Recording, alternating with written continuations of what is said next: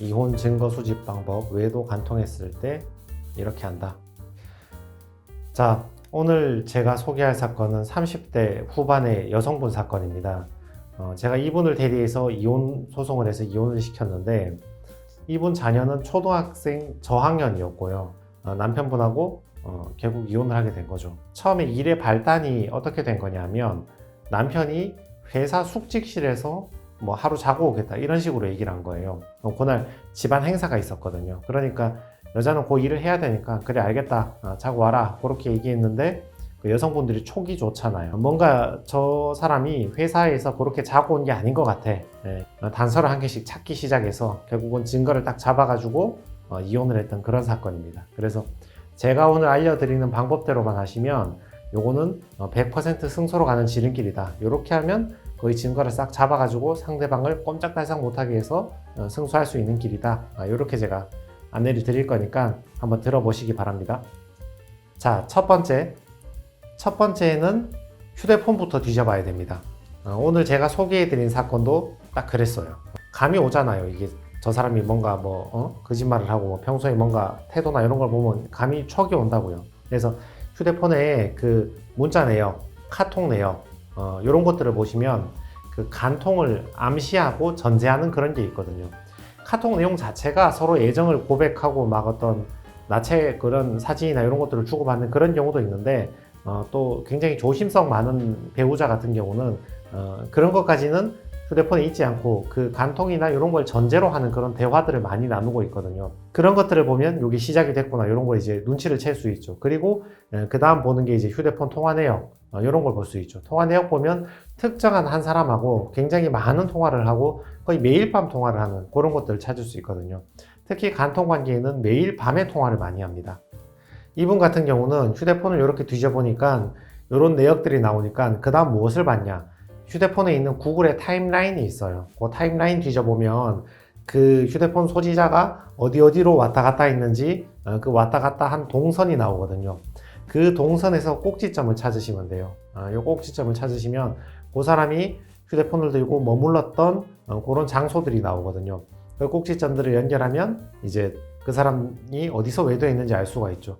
이 여성분 같은 경우도 구글 타임라인을 살펴봤는데 어떤 특정한 오피스텔에서 계속 머무르는 거예요. 어디 갔다가 그걸로 가고, 거기 있다가 다시 다른 데 가고, 갔다가 다시 그 오피스텔로 가고, 또 집에 왔다가 갈 때 오피스텔 들렀다가 직장 가고, 이런 식으로 그 특정한 오피스텔에 계속 머물게 되는 거죠. 그래서 그걸 집중적으로 조사를 해봤더니 거기가 이제 상간녀가 머무는 집이었죠.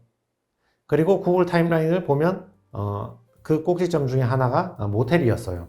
그러니까 이 인간이 저 간통녀 저기 갔다가 같이 뭐 데이트하고 밥 먹으러 갔다가 돌아올 때 모텔로 갔다가 다시 오피스텔로 데려다 줬다가 모텔 갔다가 이런 식으로 반복을 하고 있었구나. 요거를 이제 금방 이제 알 수 있게 되는 거죠. 자, 휴대폰에서 뭔가 단서를 수집했다면 두 번째는 자동차 블랙박스, 요거 빼보시면 됩니다.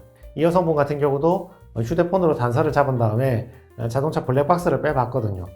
블랙박스 같은 게 우리 이혼 소송에서 외도나 간통을 할 때 자주 이제 증거로 제출되는 겁니다.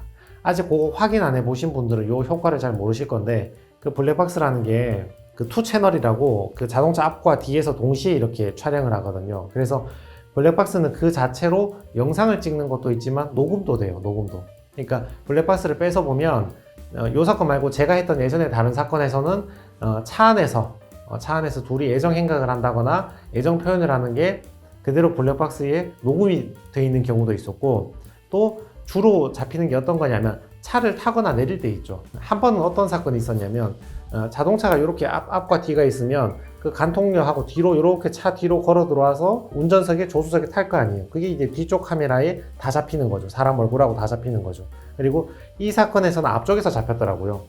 이제 그 오피스텔에서 내려와서 여자가 이렇게 차를 타려고 이렇게 돌아 들어오니까 이 앞쪽 이제 채널이 이제 앞에 영상을 잡으니까 그 상간녀 그 얼굴하고 다 찍혀 있더라고요.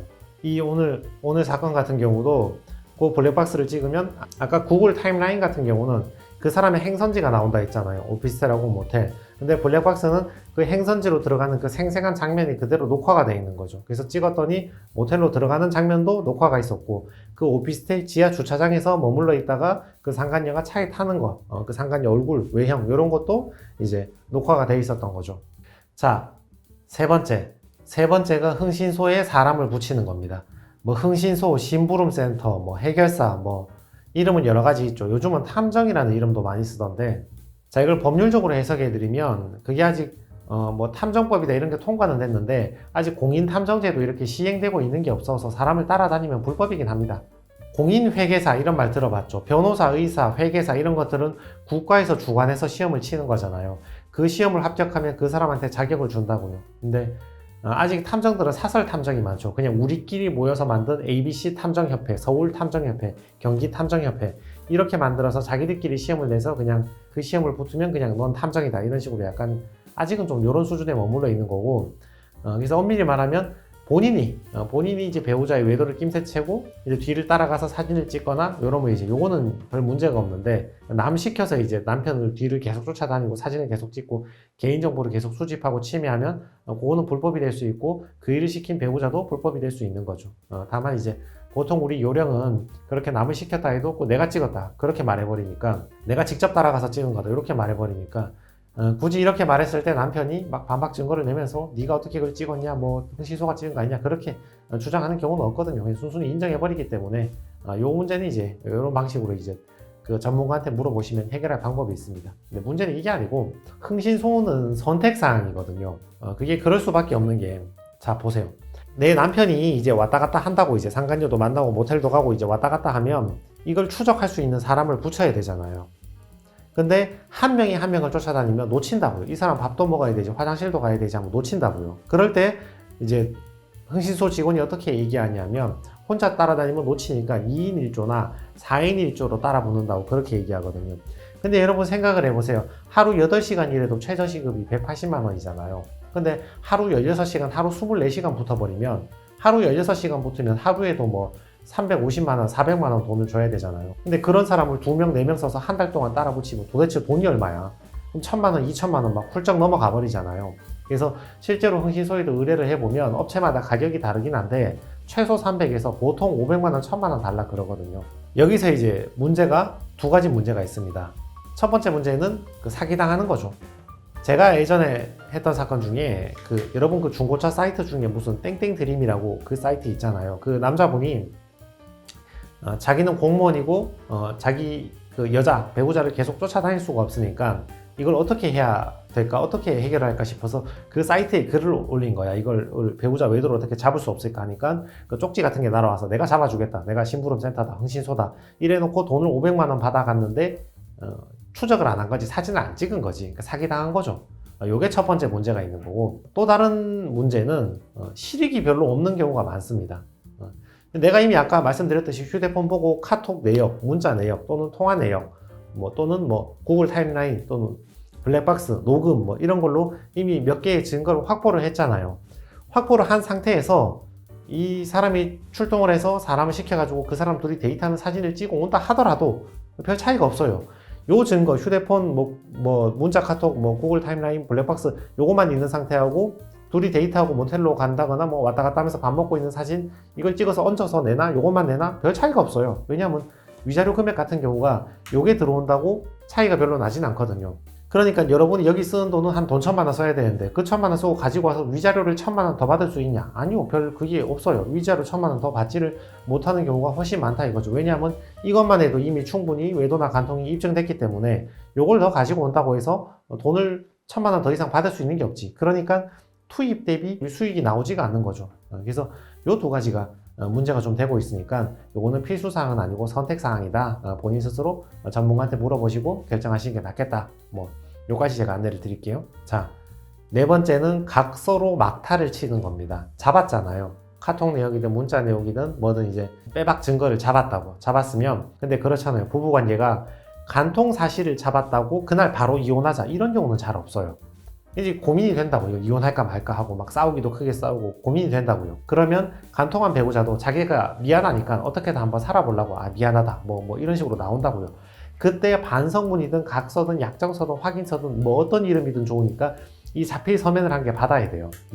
내가 누구 만난 건 미안하고 그 포함된 내용이 어떤 게 있냐면 내가 언제 누구를 만났다 그래서 미안하다 요 두 가지 내용만 들어가면 돼요. 그러면 그 앞에 증거 다 사라져도 요거 종이 한 장만 있으면 이제 다 끝난 거예요. 이혼소송에서 이걸 내밀어 버리면 그 서면 자체에서 내가 누구를 만나서 미안하다는 자체가 이미 자기의 간통이나 외도나 이런 것들을 이미 다 자백을 하고 그걸 다 전제로 자필로 작성한 거기 때문에 요 증거가 있으면 굉장히 강력한 증거로 이혼 사유로서도 인정받고 이혼을 성사할 수도 있고 위자료도 받을 수 있고 모든 근거가 되기 때문에 이렇게 뭐 어르고 달래가지고 뭐 윽박 지르든 달래든 간에 너 잘못했으니까 너 나랑 살고 싶으면 반성문 써라 각서 써라 이렇게 해서 한 장 받아두시는 게 가장 마지막 그 한 방 막타가 된다. 이렇게 제가 설명을 드릴게요. 그리고 다섯 번째 위치 추적기 위치 추적 앱 요거는 여담이긴 한데 그 자동차에도 위치 추적기를 붙일 수가 있고요. 위치 추적기를 붙여서 그 사람이 왔다 갔다 어디를 했는지 알아볼 수도 있고 휴대폰에도 그런 그 위치 추적 앱 해킹하는 앱을 설치할 수 있거든요. 결론부터 얘기하면 이거는 불법이긴 합니다. 이렇게 하는 것까지는 불법이긴 한데 그러면 이제 많이들 물어보시죠. 이런 짓을 하면 그럼 내가 처벌받아야 됩니까? 얼마나 처벌받습니까? 교도소 갑니까? 이렇게 물어보는데 그거는 사건의 정황마다 달라요. 그렇게 할 만한 사안이 아니었음에도 불구하고 반복적으로 했다가 실형 나온 사람도 있고 유죄의 실형 나온 사람도 있고 그냥 벌금 100만 원 내고 치운 사례도 있고 또는 남편이 아예 문제 삼지 않는 경우도 있거든요. 대체로는 이혼 소송 걸려가지고 뭐 위치 추적이나 이런 거 좀 해가지고 상대방의 간통을 증거를 내면 그냥 자기 간통이 된 게 부끄러워서 그냥 넘어가는 경우가 대부분이고 아주 약한 벌금 내는 경우가 대부분입니다. 그렇지만 행위의 정황이나 그런 상황에 따라서 징역 가는 경우도 있긴 하거든요. 그러니까 요거는 이제 전문가한테 물어보고 하세요. 내가 이 정도 리스크까지는 부담할 수 있겠다. 뭐 그 정도 각오가 되셨다면 요 정도 내 사안이면 요거까지 해도 되겠냐 물어보시고 결정하시기 바랍니다. 자, 그래서 오늘의 결론을 내려드리면 이혼 소송 100% 승소할 수 있는 보장 전략 내가 이혼 증거는 어떻게 수집하는가 여기에 대해서 말씀드리면 맨 처음에 휴대폰으로 카톡이나 문자, 통화 내역, 구글 타임라인 이런 것들을 살펴보시고 여기에서 정황이 잡히면 차에 그거 블랙박스 칩을 빼서 그 SD카드 빼서 컴퓨터에 밀어 넣어보면 그 차 안에서 대화한 내용도 녹음이 돼 있고 자동차 앞뒤에 투 채널에서 왔다 갔다 하면서 차 탈 때 얼굴 같은 게 찍혀 있는 경우가 굉장히 많습니다. 그리고 그 세 번째는 그 흥신소 요거는 선택사항이다. 그리고 네 번째 그 막타 각서를 받아라. 반성문하고 각서를 받아라. 그리고 다섯 번째 위치 추적기나 위치 추적 앱은 요거는 약간 그 위험성이 있으니까 요거 물어보고 좀 하시는 게 나을 것 같다. 이렇게 제가 설명을 드릴게요. 그래서 오늘 초반에 설명드렸던 분은 거의 뭐 압도적인 승소를 하셨죠. 그분은 위자료 3천 받으셨고 재산 분할을 2억 8천인가 9천 정도 하여튼 그 정도 받으셨어요. 받았고 양육권도 가져오고 양육비도 1인당 100만 원 이렇게 받으셨거든요. 결과가 잘 나왔죠. 이렇게 증거를 딱 잘 수집해 놓으면 딱 멱살 잡아버리면 못 빠져나가게 멱살을 잡아버리면 이렇게 확실하게 이제 이혼 소송을 깔끔하게 이길 수 있는 이런 전략 대응이 되니까 100% 승소를 위한다면 제가 오늘 알려드린 요 요령을 참고하셔가지고 나도 뭐 증거를 잡을 게 있냐 한번 뒤져보시는 게 좋을 것 같습니다. 네, 이상입니다.